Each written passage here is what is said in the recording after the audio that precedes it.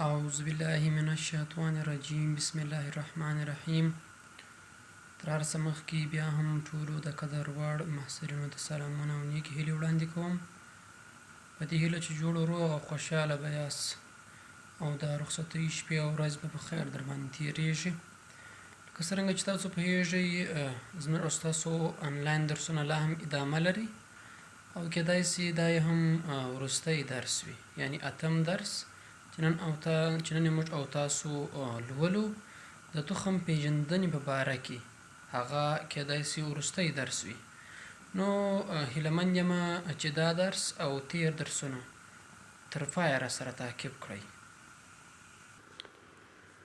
هغه مطالب چې موږ او تاسو به په همدې درس کې پرې بحث کوو هغه عبارت دي له لومړی د تخمونو او دانو ارزښت، د تخم مهمې برخې، د تخم جوړښت یا تشکیل، د تخم نیش وهل یا سیډ جرمینیشن، په نیش وهلو د اغیزې فکټورونه، د تخم ازمایښت، د تخم وده او انکشاف، د تخم د استراحت مرحله او همدارنګه د تخم کامیابه شنه کېدل.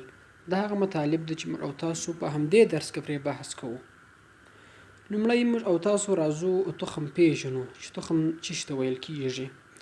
په کرهڼه کې د نبات هر غړی چې له کرلو څخه وروسته د ځان په شان ورته نبات منځته راوړي تخم بلل کېږي. یعنې هغه که د نبات هر غړی وي خو په شرط د دې چې د ځان په شان بل ورته نبات منځته راوړي هغه تخم دی. لکه دانه یعنې دانې، همداسې کلمه، ریښې، ساقې، دې ټولو ته موږ او تاسو په کرهڼه کې تخم ویلی سو. یعنې هغه عضوه د نبات چې شنه سي له شنه کېدو څخه وروسته د ځان په شان نبات منځته راوړي دا عبارت دی له تخم څخه. یعنې دا د کرهڼې په اصطلاح کې. په علمي اصطلاح کې بیا تخم د نبات هغه برخه ده چې نبات له تناسلي اعضاو د ودې او انکشاف په پایله کې منځته راغلی وي. نه یعنې د نبات تناسلي اعضا موږ تاسو پیژنو چې هغه څه شي دی، هغه ګل دی. د نبات تناسلي اعضا ګل ده. په ګل کې بیا موږ تاسو ویلي وو چې نارینه او ښځینه چې شتون لري، الې شتون لري. په نارینه اله کې نارینه جنسي ګمنټونه وي او په ښځینه کې بیا ښځینه یعنې هګۍ وي. کله چې د نارینه ګمنټونه د ښځینه الې او ګمنټو ته ورسي، یعنې په تخمه کې القا سي، وروسته بیا له همدغو څخه څه شي رامنځته کېږي، دا وده او انکشاف کوي او تخم رامنځته کېږي. یا په لنډ ډول داسې ویلی سو چې په ښې سوې تخمې ته تخم ویل کېږي. نه یعنې تخمه یا ورې دا چې پخه سي د خپلې وده انکشاف مرحله پای ته ورسوي دا عبارت دی له تخم څخه. اوس موږ او تاسو راځو د تخمو او دانو ارزښت وایو چې دوی زموږ او ستاسو په ژوند او همدارنګه د کرهڼې او همدارنګه زموږ او ستاسو د ژوند د اسانتیاو لپاره کوم ارزښتونه لري. لومړی تخم او دانې د کرهڼې د پرمختګ او راتلونکي تمدنونو د ایجاد لپاره اساس جوړوي. یعنې همدا تخمونه او دانې دي چې په وسیله یې کرهڼه پرمختګ کوي. همدا تخمونه او دانې دي چې په وسیله یې د نباتاتو نسل ساتل سوی دی، پایښت کوي. که چیرې تخمونه او دانې نه وای نو کرهڼې به ځکه پرمختګ نه سوی کولی چې نور نباتات به منځته نه راتلل، بلکې کوم نباتاتو چې په اولنی وخت کې یعنې پیدا سوي وو شتون یې درلود هغه به وه، نور به هیڅ تخم هم شتون نه درلود، البته نبات به شتون نه درلود ځکه دوی به له منځه تللي وو. همداسې راتلونکي تمدنونه یا نسلونه کوم چې به ژوند کوي دلته د هغوی لپاره هم زموږ او ستاسو په ډول باندې تخمونه او دانې ارزښت لري. نو د هغوی د ایجاد لپاره به یو اساس جوړ کړي. تخمونه او دانې د بشر لپاره د غذایي موادو عمده بنسټ دی. تخمونه او دانې د بشر لپاره د غذایي موادو عمده بنسټ دی. تخم د ډېریو نباتاتو تخمونه هغه یو ډېر مهم غذایي اساس جوړوي. د مثال په ډول باندې موږ تاسو بادام که وګورو، بادام دی دا خپل یو تخم دی، لوبیا ده، نخود ده، دا ټول خپله تخمونه دي. له همدغو څخه موږ او تاسو د غذایي موادو په حیث باندې استفاده کوو، یعنې مستقیما له دوی څخه. یو خو داسې استفاده ده چې کله موږ تاسو تخمونه کښېږدو په ځمکه کې له هغوی څخه نبات منځته راسي، بیا له هغې څخه موږ تاسو د غذایي موادو په حیث باندې استفاده کوو نه، بلکې دوی داسې هم اهمیت لري چې موږ تاسو خپله له همدغو تخمونو څخه استفاده کوو او د غذایي موادو په حیث باندې یې استعمالوو. همداسې د صابون، رنګونو، عطرونو، کالیو او نورو زینتي توکو تولید لپاره استعمالیږي. یعنې صابونونه چې دي هغه له نباتاتو څخه جوړیږي په طبیعي ډول باندې. همداسې رنګونه، عطر چې دي نباتاتو له مختلفو ډولونو ګلانو څخه، همدارنګه کالیو کې له دوی څخه استفاده کیږي. همداسې نور زینتي توکي د دوی په وسیله باندې تولیدیږي. د درملو، مشروباتو او غوړیو ښه منبع ده چې موږ تاسو زیتون یې ښه مثال ورکولی شو. همداسې ځینې طبي بوټي دا ټول د غوړیو، مشروباتو او درملو یوه ښه منبع ده چې له دوی څخه استفاده کیږي. د علوفیي نباتاتو د تولید لپاره مهم برېښي. علوفیي نباتات یعنی هغه واشهین نباتات دي، ځکه د حیواني محصولاتو د تولید په منظور باندې ارزښت څرګند شوی دی. یعنی علوفیي نباتات کوم چې د حیواناتو لپاره مهم برېښي، هغوی د غذا په حیث ورڅخه استفاده کوي، نو د دوی لپاره ډېر ارزښت لري، ځکه حیوانات چې استفاده کوي هغه له همدغو علوفیي نباتاتو څخه ډېره استفاده کوي. د تخم مهمې برخې. تخم موږ تاسو ویلی دی چې یو پخې شوې تخمه ده. دا په حقیقت کې یو بیده نبات دی او یو ژوندی، پوخ او رسېدلی تخم د لاندنیو برخو څخه تشکیل شوی دی. یعنې یو تخم چې سالم وي، ژوندی وي، پوخ وي، هغه لاندې برخې په ده کې شتون لري. یو د تخم پوش دی، دوم جنین دی، دریم د تخم ذخیروي مواد دي. یعنې که چیرې موږ تاسو دلته په شکل کې وګورو، دلته یو مصنوعي تخم دی جوړ کړی دی. دغه په خړ شکل چې دلته شتون لري دا عبارت دی له تخم له پوش څخه. همدغه زرغون شکل چې موږ تاسو ګورو دا عبارت دی له څه څخه؟ البته له تخم ذخیروي موادو څخه. او همدغه برخه چې موږ تاسو ګورو دا عبارت دی له جنین څخه. همداسې په دا بل شکل کې هم دا تخم پوش. همداسې دغه بیا کله چې تخم شین سي بیا له هغې څخه پاڼه و مختلف جوړښتونه رامنځته کېږي نه. یعنې دا عبارت له جنین څخه او دا له ذخیروي موادو څخه چې بعد یې ورڅخه استفاده کوي. اوس موږ او تاسو هر یو جلا جلا تشریح کوو. لومړی راځو موږ او تاسو د تخم پوش مطالعه کوو یا یې لولو. د تخم پوش په تخمونو کې ډېر کلک او یا ډېر نازک وي چې دنده یې د اوبو د ضایعاتو مخنیوی او د بندنیو صدمو څخه د جنین ساتل دي. یعنې دا کېدای شي په نباتاتو کې، یعنې په ځینو نباتاتو کې کلک او په ځینو کې نازک وي. د دوی اساسي دنده چې ده د اوبو د ضایعاتو مخنیوی دي، یعنې چې اوبه له تخم څخه ضایع نه سي، او هم بندنۍ صدمې لکه مثال اوبه و، باد و، یخ و، ګرمي و، دغو ټولو څخه جنین ساتي. جنین نور تاسو هغه برخه د تخم کوم چې له هغې څخه بیا وروسته تناور شوو دغې ژوندۍ برخې منځته راځي. په سیډکوټ یا هم تخم پوش کې لاندې برخې شامله دي. لومړی چې دی ټیسټا ده. ټیسټا عموما رنګه او نسبتا داخلي برخې ته ضخیمه ده. یعنې که چیرې موږ تاسو تخم پوش په نظر کې ونیسو، دا لومړۍ برخه چې ده دا خارجي برخه ده. دا خارجي برخه د تخم د پوش چې دا عبارت له څه څخه؟ د ټیسټا څخه ده. د دې دنده دا ده چې د خارجي صدمو څخه تخم ساتي، د اوبو د ضایعاتو مخنیوی کوي او جنین د وچوالي څخه ساتي، او هم جنین نه پرېږدي چې مخکې د وخت څخه وټکېږي. دویمه برخه چې دا هغه ټیګومنټ ده یا هم داخلي برخه، یعنی ټیسټامنټ هغه برخه ده، یعنی هغه خارجي برخه ده، او ټیګومنټ بیا داخلي برخه ده. د دې رنګ تقریبا سپین دی او وظیفه یې د جنین ساتنه ده. دوی درې برخې لري. یو چې دی هغه خارجي طبقه، وسطي طبقه او داخلي طبقه ده. خارجي طبقه یو نازکه طبقه ده چې د مرمرو په شکل روښانه ښکارېږي. یعنی که چیرې موږ تاسو د تخم د پوشت، یعنی دا موږ تاسو ګورئ دا تخم دی پوشه دی، دا موږ تاسو فرض کړو چې دا اندوسپرم ذخیره مواد دي، همدا چې دی جنین دی. نو همدغه خارجي برخه چې موږ تاسو دا خو چې شو ټیسټامنټ و، همداسې دا داخلي برخه بیا عبارت له څه څخه؟ ټیګومنټ څخه. دا بیا درې برخې لري. خارجي برخه یو نازکه طبقه د مرمرو په یعنې روښانه شکل دا لري. منځنۍ طبقه ده. منځنۍ یو وسطي طبقه بیا د مرغه د هګۍ د پوستکي ته ورته ده او تور رنګ لري. همداسې داخلي طبقه یې نازکه او شفافه معلومیږي. دا و د تخم پوش. دوم راځو موږ تاسو امبریو یعنی جنین پیژنو.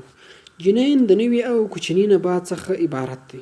یعنی موږ تاسو ویل چې هغه ژوندۍ برخه او کوچنی نبات موږ تاسو جنین وایو چې هغه په تخم کې شتون لري. دوی حرکت هم کولای شي، تنفس هم کولای شي، تکثر هم کولای شي. یعنی دوی څه ډول حرکت لري؟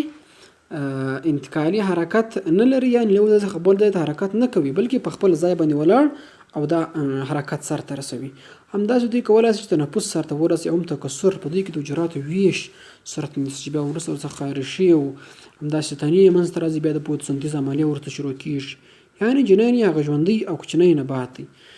یا په بل عبارت باندې موږ تاسو داسې وایو چې جنین داسې نطفې ته وایي چې نسبتاً یې پراختیا موندلې وي. یعنی دا خپله یوه نطفه ده د نارینه او ښځینه ګمنټونو د اتحاد څخه رامنځته شوی دی له زایګوټ څخه وروسته.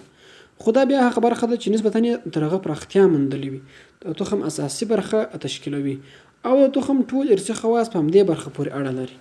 ځکه چې کله چې د القا د عملیې په وخت کې نارینه او ښځینه ګمنټونه چې شي سره یو ځای شي، کله چې سره یو ځای شي نو دلته زایګوټ رامنځته کېږي. زایګوټ چې بیا وروسته انکشاف وکړي بیا همدغه جنین رامنځته کېږي. چې رامنځته کېږي همدغه جنین رامنځته کېږي. کله چې دا جنین رامنځته شي همدغه جنین د نارینه او هم د ښځینه ګمنټونو چې شوي په دې کې شتون لري، نو دا ګمنټونه د دوی په وسیله باندې راانتقال شوي وي په جنین کې شتون لري، نو ځکه ارثي خواص یې ټول په همدې برخه پورې اړه لري. دلته موږ تاسو په شکل کې لیدلی سو دا د نبات کوم دی؟ جنین دی. او موږ تاسو چې مخکې بحث پرې کړی دا نسواري رنګ چې دی دا بیا عبارت دی د تخم له پوښ څخه. نو اوس موږ تاسو چې شي پاتې سو د تخم درېیمه مهمه برخه د تخم ذخیروي مواد یعنی اندوسپرم ده. اندوسپرم د تخم د جنین په خارج کې واقع دی. یعنی د جنین څخه وروسته لومړی ګورئ دلته شاوخوا داسې سیټ دی، له هغه څخه وروسته بیا موږ تاسو ویل چې دی امبریو یعنی جنین دی. له هغه څخه وروسته همدغه برخه د شنه رنګ چې ده په شنه رنګ چې ده سټرچ نشایسته چې په کوم کې شتون لري دا عبارت د تخم له ذخیروي موادو څخه دی.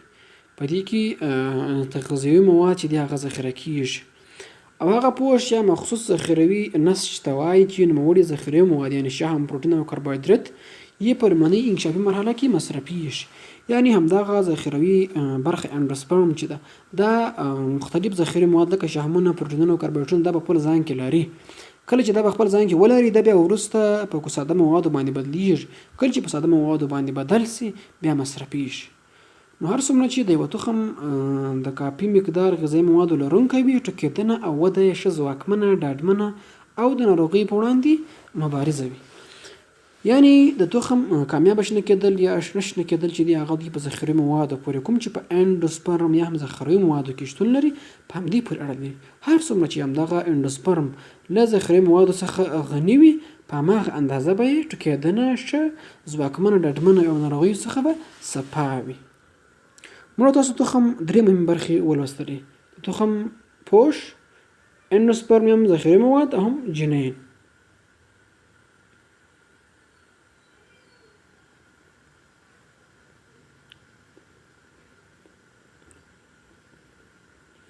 اوس موږ تاسو راځو د تخم جوړښت او تشکیل وایو چې یو تخم څنګه جوړیږي، څنګه یو تخم لاسته راځي. په ګلداره نباتاتو کې د تخم تولید د هغه د شعب او اوصافو څخه ګڼل کېږي. یعنی ګل لرونکي نباتات ځکه ورته ګل لرونکي ویل کېږي چې دوی څه کوي، یعنی بعضې ګل لرونکي نباتات چې دي البته ډېری هغه تخم تولیدوي. دا د یو ډېر ښه صفت دی. د القاح عملیه په ګلدار نباتاتو کې د ګرد افشاني په وسیله باندې صورت نیسي. یعنی د پولینیشن د عملیې په وسیله باندې چې په هغې په وسیله باندې له یوه نارینه جنسي الې څخه و ښځینه جنسي الې ته نارینه جنسي ګمنټونه انتقالیږي. یعنی د تذکر الې یعنی سټیمن څخه ګرداد تانیث الې ته انتقالیږي او القاح صورت نیسي. د تخم تولید تر مساعدو شرایطو لاندې جنین انکشاف کوي. یعنی کله چې القاح صورت ونیسي زایګوټ منځته راځي، له زایګوټ څخه بیا جنین منځته راځي تر څو یو لړ مراحلو ته طی کولو وروسته خپل والد نبات د ورته نبات منځته راوړي. د تخم پورتنۍ برخه یو راوتلی ساختمان لري چې د اپیکوټل یا پلومیول په نامه سره یادیږي. یعنې دلته موږ تاسو په شکل کې ولیدله اپیکوټل یا هم پلومیول چې له هغې څخه بیا وروسته چې رامنځته کېږي تنه رامنځته کېږي. دا برخه چې تاسو ګورئ د اپیکوټل یا هم پلومیول دی. همدې څخه بیا د نبات ساقه رامنځته کېږي او همدارنګه وروسته د همدغه ساختمان څخه بیا ساقه پراختیا مومي. د تخم په کښتنۍ برخه کې د راډیکل په نامه یو ساختمان شتون لري چې وروسته د ریښه د همدې برخې څخه پراختیا مومي نه، یعنې پلومیول دی او دا بله برخه راډیکل ده. دغه برخه دې برخې ته راډیکل ویل کېږي. د راډیکل څخه بیا وروسته ریښه انکشاف کوي.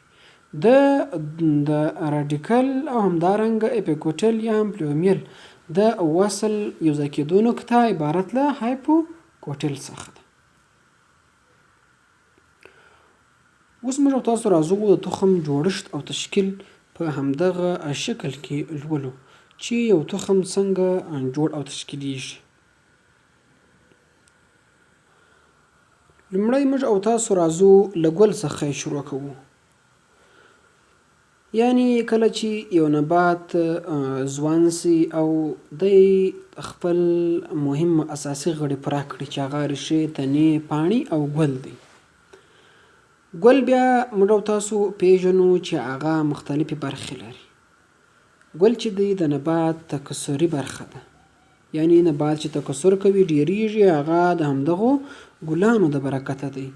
ګل چې دی هغه مختلفې برخې لري. یعنې په دې کې چې شتون لري ګلملې پاڼې یعنې سیفلز شتون لري، ګل پاڼې یا هم پیټلز شتون لري. همداسې دوې مهمې برخې چې تر ټولو مهمې دي او تکثري برخې دي هغه نارینه او ښځینه الې دي. همدغه په شین شکل چې تاسو ګورئ دا عبارت دی له ښځینه الې څخه. دا چې ده ښځینه اله هم پیسټیل ده.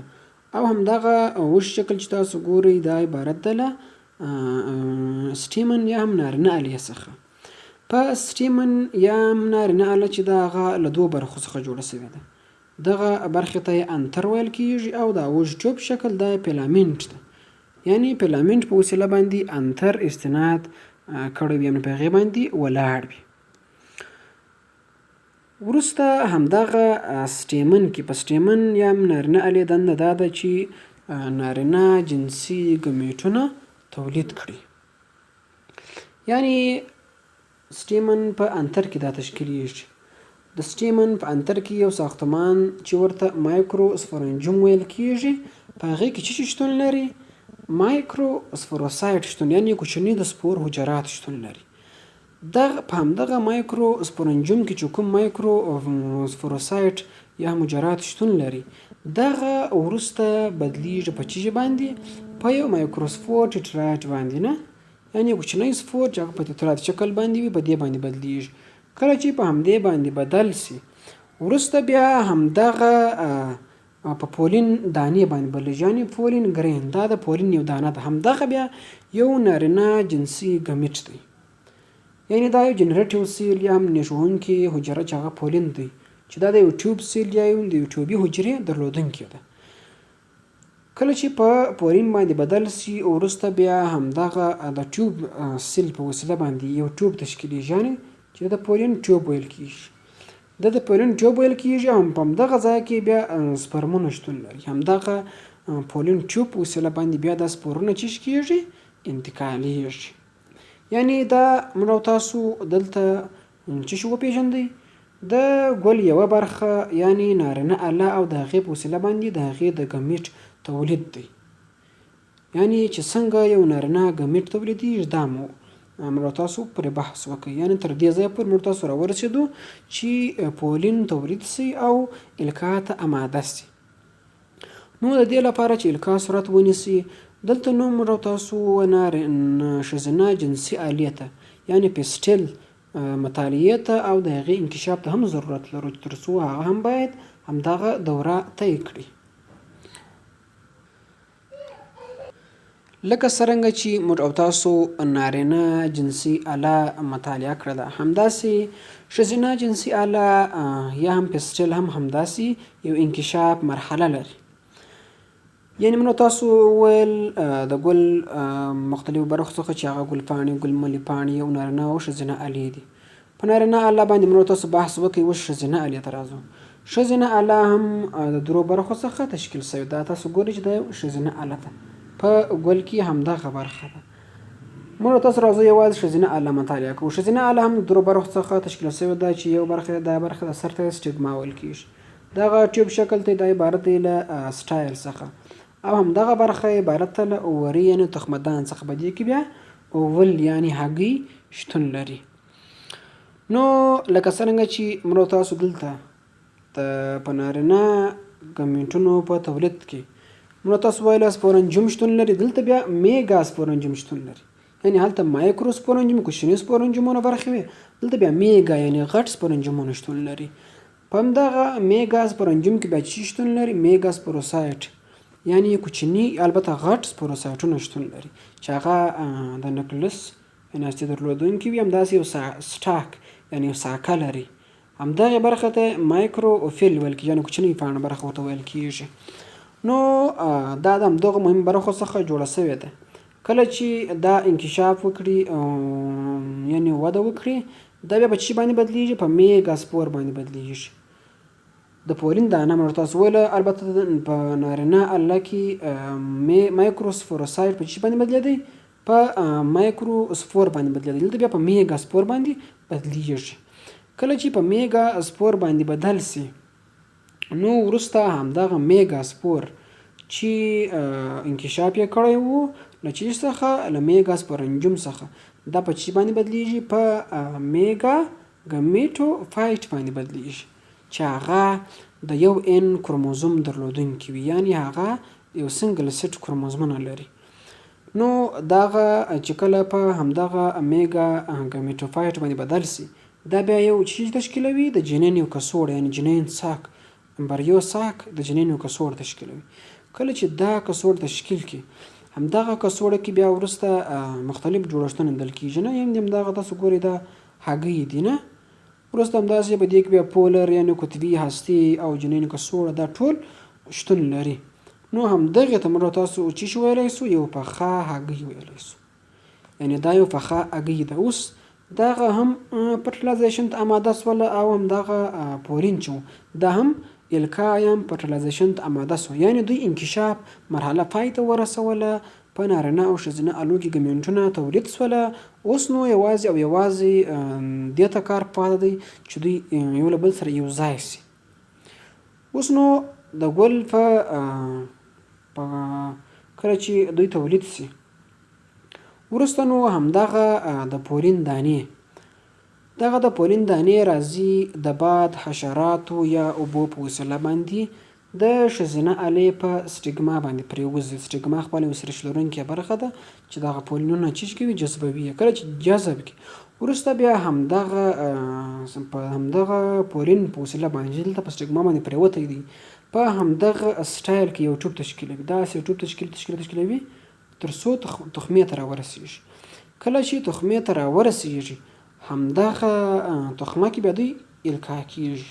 نو همدغې پروسه چې په وسیله باندې له نارینه الې څخه و ښځینه الې ته چې راغلی پولین راغلی، دې ته وایي پولینیشن یا هم ګرد افشاني دې ته ویل کېږي. کله چې دا یعنې فرټیلایزیشن یعنې القا صورت ونیسي، وروسته بیا د جنین کڅوړه موږ تاسو د جنین کڅوړه ګورو، دا په دې شکل باندې وي. دې ته نارینه او ښځینه ګمیټونه یعنې پولین او تخمه سره یو ځای شوي دي او زیګوټ تشکیل کړی دی. زیګوټ بیا وروسته حجروي ویش سرته رسوي، یعنې ویشل کېږي. بالاخره په څه باندې بدلیږي؟ په امبریو یا هم جنین باندې بدلیږي. امبریو یا هم جنین باندې بدلیږي چې هغه خپله چې دی یو تخم دی، یعنې دا خپل یو تخم دی. همدغه تخم بیا موږ تاسو ویلي وو چې له څو برخو څخه جوړ دی؟ د درو مهمو برخو څخه، چې هغه یو امبریو یعنې جنین دی، سیډ کوټ دی یعنې تخم پوښ دی، همغه کې ذخیروي مواد هم شتون لري. نو کله چې بیا وروسته موږ تاسو همدغه تخم راواخلو، تر مساعدو شرایطو لاندې په خاوره کې کېږدو، وروسته بیا له همدې څخه څه شی رامنځته کېږي؟ یو نبات رامنځته کېږي. دغه نبات یعنې ینګ سپوروسایټ یو ځوان نبات بیا د 2 سیټه کروموزومو درلودونکي وي، ځکه یو یې له نارینه الې څخه اخیستی و، یعنې نارینه برخې څخه، بلې ښځینه الیه څخه نارینه او ښځینه ګمنټونه سره یوځای شوي وو او یو تخم یې تشکیل کړی و. له تخم څخه بیا نبات منځته راغلی چې دغه نبات بیا د ډیپلویډ کروموزومو درلودونکی دی. په همدې سایکل باندې اوس موږ تاسو یو ځل بیا بحث کوو چې لا ښه ورباندې پوه سو. موږ تاسو ویله چې نبات چې دی هغه ګل لرونکو نباتاتو له مهمو ځانګړتیاوو څخه ګل او د تخم تشکیل دی. ګل چې دی هغه د نبات تکثري عضو ده چې په هغه کې دوه تکثري برخې نارینه او ښځینه الې شتون لري. نارینه جنسي اله چې ده هغه ته سټیمن ویل کېږي. سټیمن د انتر او فیلامنټ درلودونکې ده. په انتر کې مایکروسپورنجوم کوچني د سپورنجوم برخې د سپور تولید برخې شتون لري چې هلته بیا مایکروسپوروسایټ یعنې کوچني د سپور حجرات شتون لري. هغه بیا وروسته په یو تترات یعنې درې ګونې مایکروسپور باندې بدلیږي. وروسته هغه په پولین دانې باندې بدلیږي. پولین دانه بیا وروسته پولین ټیوب تشکیلوي. کله چې د پولین ټیوب تشکیل کړي وروسته بیا نارینه جنسي برخه هم همداسې یو دوران سرته رسوي. نارینه جنسي آلې ته جنوسیم ویل کېږي چې هغه هم د درو برخو د سټایلسټیګما همدارنګه ورې درلودونکې ده. دوی د پولین په خلاف باندې د مایکروسپورنجوم پر ځای باندې میګا سپور لري. په میګا سپور کې بیا میګا سپوروسایټ شتون لري. دغه تر اوسه لا یو غیر پخې شوې تخمه ده یعنې پخه نه ده. دا په میګا سپور باندې بدلیږي ویش کوي بالاخره جنین کڅوړه تشکیلوي چې هلته میګا ګمیټوفایټ هغه ته ویل کېږي چې هغه د یو ان کروموزومو درلودونکی وي. بالاخره یو پخې شوې تخمه منځته راسي. کله چې تخمه هم پخه سي پولین هم پوخ شوی وي ټیوب یې تشکیل کړی وي وروسته پولینیشن واقع کېږي یعنې نارینه او ښځینه ګمنټونه سره یوځای کېږي. کله چې نارینه او ښځینه ګمنټونه سره یوځای سي وروسته زایګوټ تشکیلیږي. زایګوټ څخه وروسته جنین بالاخره تخم رامنځته کېږي. تخم څخه نبات رامنځته کېږي. بالاخره دا نبات بیا ګل کوي او همدا سایکل بیا همداسې ادامه لري.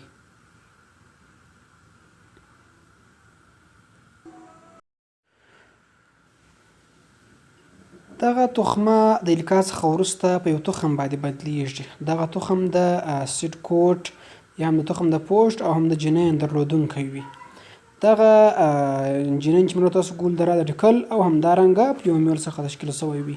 یعنې په دوی کې راډیکل شتون لري چې له هغې څخه وروسته لکه په غنمو همدارنګه دغو ټولو کې بیا چې شي رامنځته کوي یو ډای کوټلیډون یو دوه کوټلیډونه رامنځته کوي یعنې دوه برخې لري. هغه د دوه مشیمه وي. یعنې تخم چې دی هغه د دوو برخو څخه تشکیل شوی دی. یو چې دی خارجي برخه چې هغه ته چیسټا ویل کېږي او داخلي برخه ته یې بیا ټیګمنټ ویل کېږي. دغه د جلا کېدو نقطه عبارت له هیلوم څخه ده یعنې په همدغه برخه کې د یو له بل څخه جلا کېږي.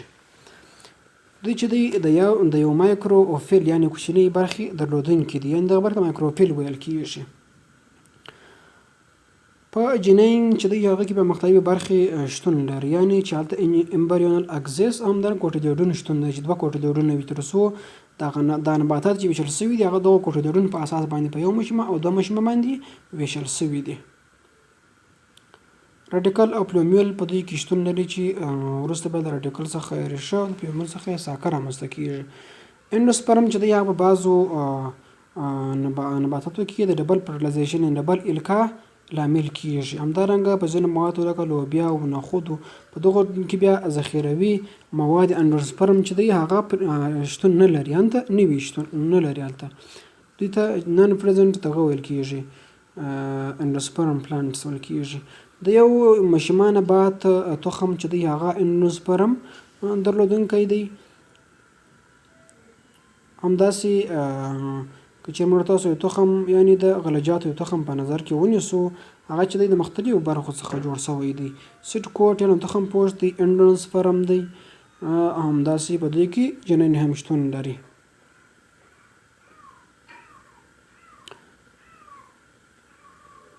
جنین دلته شتون لري چې د اندوسپرم څخه وروسته شتون لري داخلي موادو څخه. وروسته بیا له همدغه برخې څخه پلیومیل او ساقه یعنې جنین کې پلیومیل همدارنګه راډیکل دواړه شتون لري چې له پلیومیل څخه ساقه او د راډیکل څخه ریښه منځته راځي. همدغې برخه ته کولیپټایل همدارنګه کولیپځای ویل کېږي. اوس موږ تاسو راځو تخم د تشکیل ویډیو ته چې یو تخم څنګه تشکیلیږي. موږ تاسو ګل چې دی هغه د نبات تکثري عضو یعنې غړی دی. یعنې یو بالغ ګل چې دی هغه یو نبات دی خپله، یعنې یو کوچنی انتر درلودونکی دی او همدارنګه چې په هغه کې بیا پولین دانې تولیدېږي د میوسس د ویش په نتیجه کې. هغه غټې برخې ته یې کارپلز هاوس اول تخمې ویل کېږي چې هغه میګاسپورنجوم حجرات لري. موږ تاسو ویلي وو.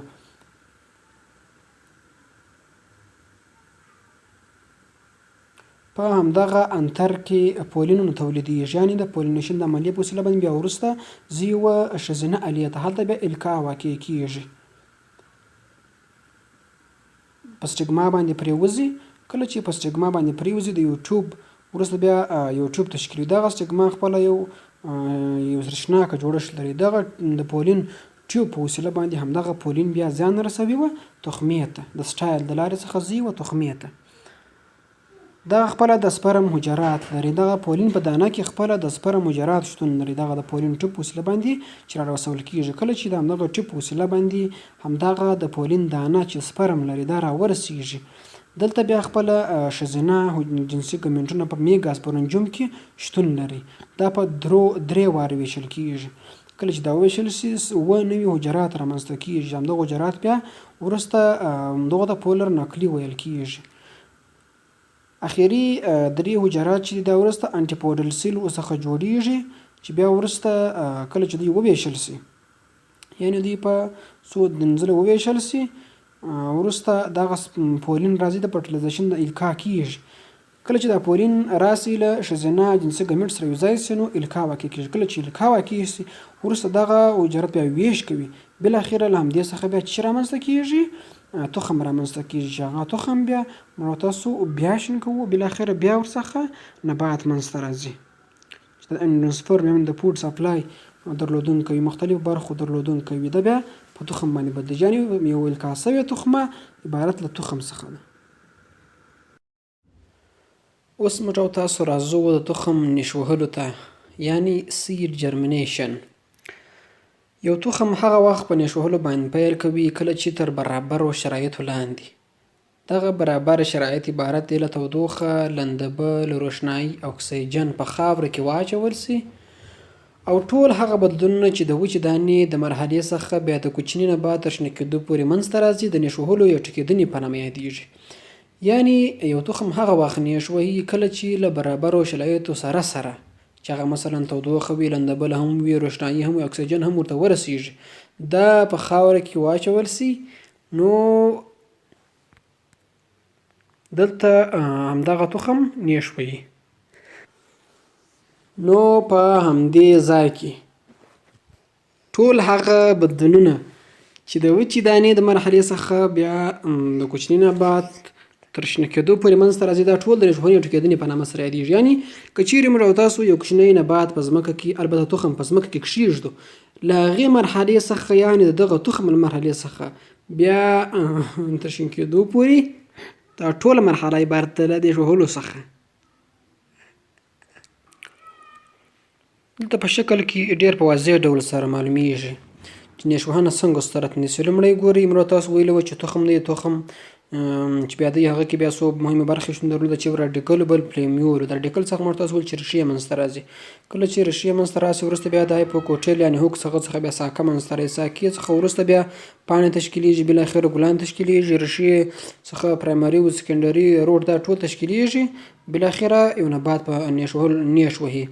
اوس بعضې ځینې شرایط دي چې په تخم ټوکېدنه باندې اغېزه لري. یو له هغو څخه چې دی اوبه دي، تودوخې درجه ده، اکسیجن ده او رڼا ده. یعنې دغه هر یو چې دی دا په دا نیش وهنه باندې په جلا جلا ډول سره په جلا مقدار سره اغېزې لري. هر یو موږ تاسو وړاندې بحث کوو. لومړی اوبه. موږ تاسو ویله یو له اغېزو څخه چې پر نیش وهنه باندې ده هغه یو اوبه دي. اوبه په نیش وهنه باندې اغېزه لري. د تخم په وسیله باندې د اوبو جذبول د ټوکېدنې په عملیه کې اول قدم دی. یعنې اول قدم کې چې کله تخم نیش وهي هغه لومړی اوبه جذبوي. دلته دوه مهم عوامل کوم چې د تخم د اوبو جذبول تر تاثیر لاندې راولي هغه دا دي: لومړی د تخم ډول او د پوښونو جوړښت. یعنې که چیرې هر څومره تخم سالم وي، ښه وي، هغه ډېرې اوبه جذبوي او زر نیش وهي، او داسې هر څومره چې پوښ کلک وي، سخت وي، هغه زر ټوکېدنه سرته نه رسوي. په چاپیریال کې د موجوده اوبو اندازه هر څومره چې په چاپیریال کې اوبه ډېرې وي په هماغه اندازه ډېرې د تخم په وسیله باندې جذبېږي او چې لږ وي نو لږ جذبېږي. یعنې په لومړي قدم کې دا خو موږ ته دلته د ریښو مثال ورکړی دی چې نبات اوبه جذبوي د هغې لپاره مهم مواد دي. دوم موږ تاسو ویله چې تودوخه هم په نېټوهنه باندې اغیزه لري. تودوخه هم په نېټوهنه اغیزه لري. تودوخې مناسبه درجه د ټوکېدنې لپاره دوهم اساسي شرط دی. یعنې لومړی اوبه او دویمه تودوخه ده. نباتات د تودوخې درجې له نظره په لاندې ګروپونو باندې ویشل شوي دي. یو له هغو څخه چې دی هغه بوټي دي چې د هغو تخمونه د تودوخې په نسبتا لوړه درجه کې ټوکېږي.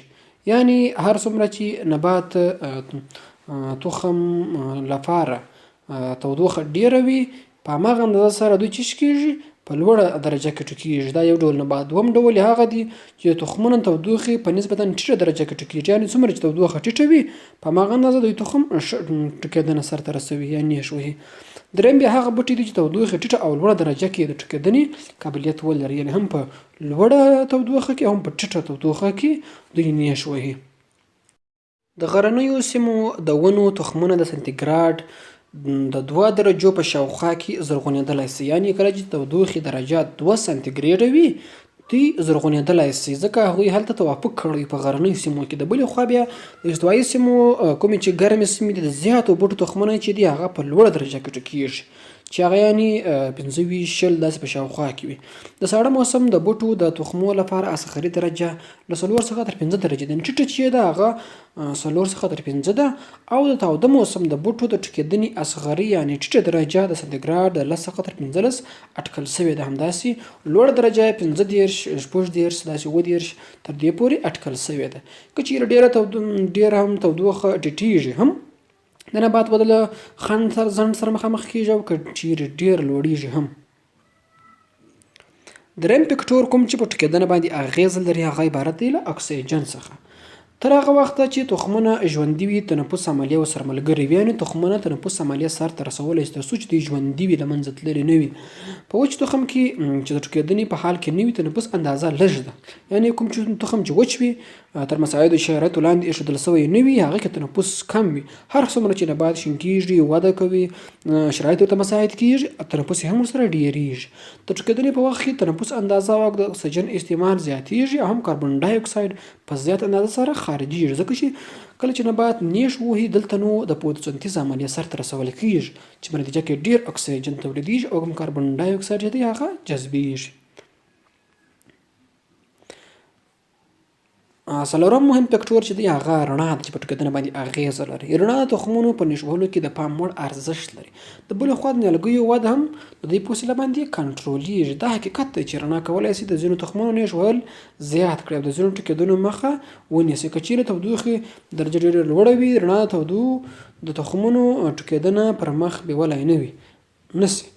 یعنې رڼا هم اغیز لري. که چیرې رڼا نه وي هم نبات خپل نیش نسي وهلی. دی خپله وده انکشاف سرته نسي رسولی. که چیرې دا ورته وي نو نبات په ټوکېدنه باندې پیل کوي. بالاخره یعنې د همدغه رڼا په وسیله باندې موږ تاسو وایو چې دا یو نري انرژي ده چې بیا د پاڼو په وسیله باندې په کلوروفیل کې د فوتوسنتیز د عملیې په وسیله باندې په ګلوکوز باندې بدلیږي. په نتیجه کې کاربن ډای اکساید جذبېږي اوبه هم جذبېږي او په نتیجه کې غذایي مواد چې هغه ګلوکوز دی هغه په لاس راکوي.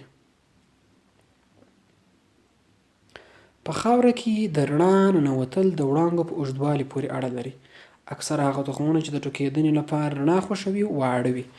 یعنې هر څومره چې د لمر وړانګې اوږدې وي غټ طولي موج ولري په هماغه اندازه سره دوی ډېرې ننوتلی شي ډېر نفوذ کولی شي.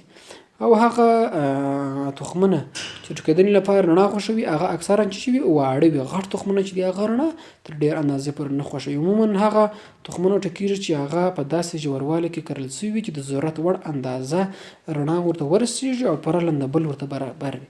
یعنې که چیرې تخمونه تاسو ډېر تر ځمکې لاندې ژور کښېږدو دوی رڼا ورته نه رسېږي نو دوی بیا نیش نسي وهلی. که چیرې نږدې وي او رڼا ورته ورسېږي نو دوی بیا په نیش وهلو باندې پیل کولی شي او نیش وهي.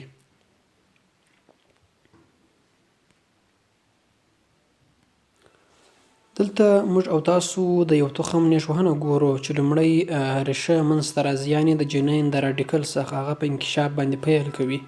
بالاخره په ځمکه کې ډېر ژور نفوذ کوي ترڅو منرالي مواد، غذایي مواد او دا ټول ترلاسه کړي. وروسته لومړنۍ ریښه منځته راځي، له هغه څخه وروسته بیا سکنډري روټ یا هم دوهمې ریښې منځته راځي. همدغه دوهمې ریښو څخه وروسته بیا د پلیومیول څخه د جنین چې منځته راځي پاڼه یا هم ساقه منځته راځي. یعنې په 8مه ورځ باندې موږ تاسو ګورو چې دوی به داسې یو حالت غوره کړي. وروسته دغه نبات بیا د فوتوسنتیز عملیه سرته رسولی سي. دوی کولی سي چې په خپله ځان ته غذایي مواد برابر کړي. دوی که چیرې مونوکوټ وي 2 پاڼې، البته یوه پاڼه، که چیرې ډایکوټ وي 2 پاڼې تولیدوي. دغه نبات ډایکوټیلیډون یا هم 2 مشیمه نبات دی، کوم چې په لومړي د تخم نیژولو څخه وروسته یې 2 پاڼې تشکیل کړلې. په 14مه ورځ باندې داسې یو شکل نیسي. بالاخره چې لومړني پاڼو څخه وروسته بیا ساقه منځته راځي، نورې پاڼې منځته راځي، بالاخره په یو ځوان نبات باندې بدلیږي. خپل د بدن ټولې اعضاوې لکه ریښه، ساقه، همدارنګه پاڼې دا ټول پوره کوي. په 18مه ورځ، په 19مه ورځ باندې همداسې دوی خپل ژوند ته همداسې ادامه ورکوي. په 20مه ورځ، په 21مه ورځ، په 22مه ورځ موږ تاسو ګورو هر څومره چې نبات غټیږي، پراخیږي، همداسې ریښې هم کوي او پراخیږي او ډېر وده کوي. ډېرې ریښې منځته راځي ځکه نبات ډېرو غذایي موادو ته لکه څومره چې غټ دی اړتیا لري.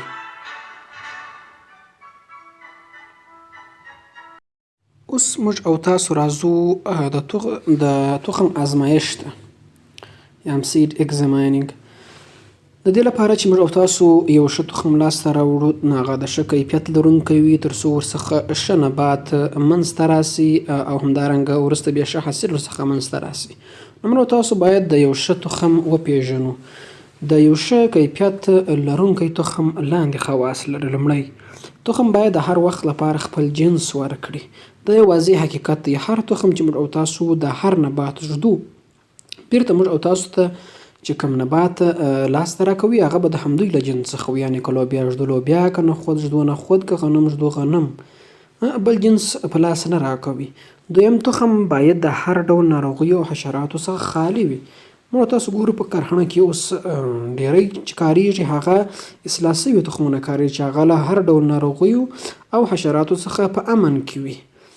تخم باید سوچه وي. د نورو کرنیزو بوټو د تخمونو د ارزوه شوو او نه مطلوبو موادو څخه باید پاک وي. یعنې تخم باید ښه خالص تخم وي، په هغه کې هیڅ نه اضافه مواد، کرنیز بوټي دا ارزوه شوي دا ورسره ګډ یا میکس نه وي. یعنې یوازې سوچه تخم باید وي، ځکه هغه دوی په کیفیت باندې بد اغیزه لري. که چیرې نور تخمونه ورسره ملګري وي، بیا وروسته هغه دوی سره په وده کې، په غذایي موادو په لاسته راوړلو کې سیالي کوي. څلورم، د تخمونو اندازه او غټوالی باید یو شان وي. ټول تخمونه باید یو شان وي. داسې باید نه وي چې یو غټ بل کوچنی یا هم په مختلفو شکلونو سره وي. دوی باید په اندازې او د شکل له مخې یو شان وي.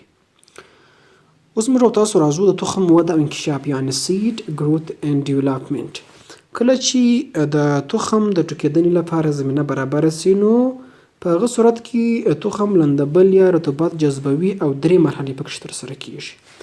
یعنې کله چې موږ او تاسو یو تخم فرض کړئ چې په ځمکه کې مو کېښودی، کله چې یې کېږدو، اوس نو د دوی لپاره د ټوکېدنې زمینه برابره ده، ځکه چې دوی ته لندبل هم شته، رڼا به هم ورته شتون لري، خاور به هم شتون لري، دا ټول به دوی ته شتون لري.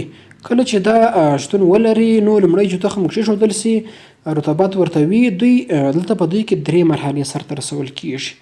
لومړی چې دی هغه د کنورژن ده، دوم ریسپایریشن ده او دریم ګروت ده. دا هر موږ تاسو اوس جلا جلا وایو. د کنورژن په مرحله کې څه پیښیږي؟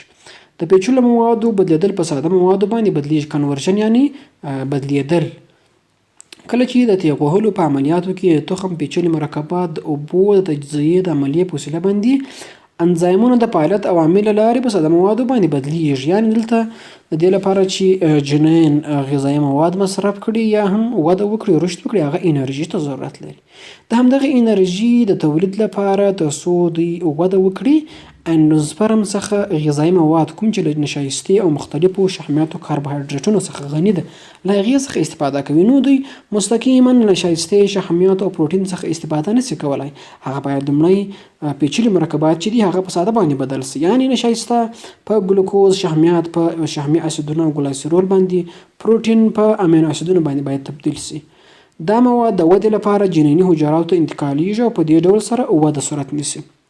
یعنی ساده مواد البته پیچلي مواد په ساده مواد باندې بدلیږي. لومړی نشایسته یعنې سټریچ د ډایلیز د انزایم په وسیله باندې د هایدرولایزز د پروسې تر پروسې لاندې نشایسته وي د ډایلیز انزایم په وسیله باندې چې دې پروسې ته هایدرولایز ویل کیږي په برې باندې بدلیږي. په کومې برې باندې؟ یعنې هغه ته مالتوز بیا وروسته د مالتیز د انزایم په وسیله باندې چې لږ اوبه ته لاسه ورکړي یعنې هایدرولایزز سي په ګلوکوز باندې تبدیلیږي. یعنې دلته وګورئ پیچلی مرکب چې نشایسته په ګلوکوز ساده باندې بدل سو. دوم بیا شحمیات هم همداسې د لیپیز د انزایم تر تاثیر لاندې د هایدرولایزس یعنې د اوبو د وتلو په صورت کې چې په شحمیاتو او په شحمي اسیدونو او ګلایسرول باندې بدلیږي. شحمیات پیچلي مرکبات او فاټي اسید او ګلایسرول ساده مرکبات دي. په درې مرحله کې پروټین هم همداسې. پروټین چې پیچلی مرکب دی د پرټلایټیک انزایم په وسیله باندې هغه د پروټین تجزیه کوونکی دی د هایدرولایزس لاندې امایډز باندې بدلیږي. وروسته بیا امایډز د پروټیز د انزایم په وسیله باندې چې په نتیجه کې لږ اوبه هم در لاسه ورکوي په امینو اسیدونو باندې بدلیږي. دا امینو اسیدونه ساده مرکبات او پروټینونه پیچلي مرکبات دي. کله چې دا ټول بدل سي اوس دا نبات چې استفاده کوي هغه نشایستې شحم او پروټین څخه استفاده نه کوي بلکې له ګلوکوز، فاټي اسیدونو، ګلایسرول او همدارنګه امینو اسیدونو څخه استفاده کوي. دا بیا چیرې ځي جنیني حجرات دا ټول استول کیږي. په تخم کې چې کوم جنیني حجرات یو غوته استول کیږي هغه بیا خپله چیش کوي د دویم مرحلې ته ځي. دویم مرحله چې د تنفس ده. یعنې کله چې دوی لپاره پیچلي مرکبات په ساده باندې بدل سي دوی تنفس ته هم اړتیا لري. د غازو تبادلې څخه عبارت دی تنفس چې په نتیجه کې کاربن ډای اکساید او اوبه جوړیږي. تنفس هغه وخت کیږي چې د تخم تیغ وهلو اندازه زیاته وي. هر څومره چې تخم تیغ وهلو اندازه زیاته وي په هماغه اندازه سره تنفس ډېر کوي. کله چې تخم وده وکړي په هغه صورت کې تخم تر خاورو لاندې پاتې کیږي. دا یعنې دوه اصطلاحات دلته کارول کیږي. وایي په هغه وخت کې چې تخم تر خاورو لاندې پاتې کیږي یعنې دا تخم وي کله چې نیش ووهي دغه تخم تر خاورو لاندې پاتې کیږي. د تخم دې ډول ودې ته چې ویل کیږي هایپوجیل جرمینیشن ویل کیږي. خو کله چې بیا د ځمکې سر ته همدغه تخم چې وکړي ګورئ کله چې تخم بیا نیش ووهي یعنې دا تخم دی کله چې نیش ووهي دا داسې پورته ځي دلته پورته راسي دلته بیا پاڼه وي او دلته بیا داسې ریښه وي. نو دغه ته بیا چې ویل کیږي اپیجیل جرمینیشن ویل کیږي. د تخم د استراحت مرحله. تخم چې دی د استراحت د مرحلې درلودونکی دی یعنې دوی چې د استراحت دوره لري. هغه مرحلې ته ویل کیږي د استراحت مرحله چې یعنې ډورمنسي. هغه مرحلې ته ویل کیږي تخم د پخېدو وروسته واقع کیږي. کله چې تخم پوخ سي دغه مرحلې دوی اړتیا لري چې باید طی کړي. په دې دوره کې که څه هم د تخم د شنه کېدو لپاره شرایط لکه تودوخه، رندبل، روښنایي، اکسیجن برابر وي مګر بیا هم تخم نیش نه وهي تر څو نوموړې دوره تېره نه کړي. یعنې تخم دی موږ او تاسو په خاوره کې تر برابرو شرایطو لاندې ایښی دی. هم اکسیجن شته، هم اوبه شته، هم خاوره شته او همدارنګه هم وړانګې شته، هر څه ورته شته خو بیا هم دی نیش نه وهي. دغه ته وایي د استراحت مرحله. ځکه دوی دې ته اړتیا لري. دا چې ولې دا د استراحت دوره تېروي دا دوه علته لري. لومړی چې دی هغه فزیکي علتونه دي.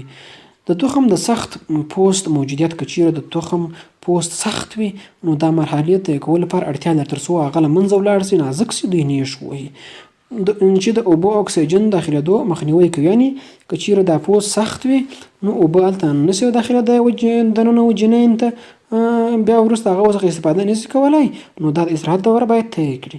دوم چې دی هغه فیزیولوژیکي علتونه دي. د نباتاتو په ځینو تخمونو کې جنین خام چې د خپل پوخوالي مرحلې ته نه وي رسېدلی مګر تخم لوی سوی وي. یعنې په فیزیولوژیکي علت دا دی چې تخم هغه خپلې پخې مرحلې ته چې یو سالم یو پوخ تخم دی هغې ته نه وي رسېدلی موږ او تاسو یې وکرو نو دی څنګه وي هلته بیا نیش نه وي ځکه چې دی باید پوخ سي یعنې سوچه تخم به څخه لاسته راوړل سي بیا دی نیش وهي تر هغو د زراعت په مرحله کې وي. د تخم کامیابه شنه کېدل دې لپاره چې تخم ښه شین سي کامیابه شین سي هغه باید لاندې خاصیتونه ولري. لومړی تخم باید پاک او ژوندی وي. مخکې مو ویلي وه تخم باید غټ او سالم وي. تخم دې یو ډول اندازه ولري یعنې سوچه تخم ښه تخم چې دی هغه یو ډول اندازې لري په هغه کې لوی او کوچني او مختلف اشکالو سره نه لیدل کېږي. د تخم نیش وهلو فیصدي باید زیاته وي یعنې تخم باید زیاته د نیش وهلو فیصدي ولري. اصلاحات دوره باید پکې کمه وي. د تخم د اصلاحات دوره باید کمه وي نه د دواړه سره لینک دي. د لاسته راوړل سوي تخمونه باید د سیمې سره توافق ولري. په هغه سیمه کې چې موږ او تاسو تخمونه کرو هغه باید له هغې سیمې سره توافق ولري یعنې د ګرمو سیمو باید په ګرمو سیمو کې د وچې سیمو دا په وچو کې د لندو دا په لندو کې د یخو دا په یخو سیمو کې وکرو. کوشش وکړو چې اصلاح سوي تخمونه لاسته راوړو یعنې چې اوس چې د ټکنالوژي پرمختګ کړی دی همداسې بوتاني هم پرمختګ کړی دی. بزګران ډېری چې دي هغه اصلاح سوي تخمونه کاروي. موږ او تاسو هم باید همدغه تخمونه کار کړو ځکه هغه له ناروغیو او هر ډول آفتونو څخه پاک سوي وي. اتم د کیمیاوي موادو خواص او استعمال وپېژنو تر څو د اړتیا په وخت کې ورڅخه ګټه واخلو. یعنې په سم ځای په خپل ځای باندې باید استعمال کړو په خپل سري او بې ځایه شکل سره باید استعمال نه کړو ځکه چې دا د نباتاتو لپاره په زیان تمامیږي. درس مو تر همدې ځایه پورې اوس ستاسو کورنی کار دی د تخم په وسیله د نبات شین کېدل. آیا د نبات یو زوجي تکثر دی که غیر زوجي؟ که چیرې زوجي دی ولې او که غیر زوجي دی ولې؟ د 11 میاشتې او 5 تاریخ به یې ماته وسپارئ. که چیرته کوم پوښتنه لرئ کولی سئ چې راته پرېږدئ د درکول سوو ادرسونو له لارې. تر بل راتلونکو البته انلاین درسونو نور نسته تر راتلونکي حضوري درسونو پورې چې موږ او تاسو به یو حضوري درس لرو له هغې وروسته بیا ازموینې دي. ښه وخت او ښې چارې. خدای مو مل شه.